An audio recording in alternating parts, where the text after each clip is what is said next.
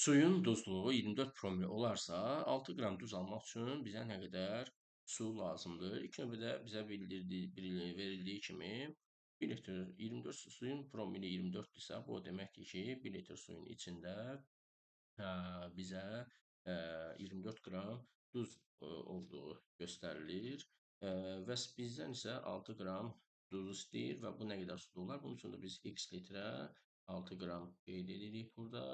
Bunu qeyd və sonrasında isə artıq biz 24x bərabər olur 6-ya. X isə burada bərabər olacaq 4-də, demək 4-də 1-ə. Yəni, bu da deməkdir 4-də 1 litr, yəni 0,25 litr. Demək ki, doğru bəndimiz burada 0,25 litr olacaq.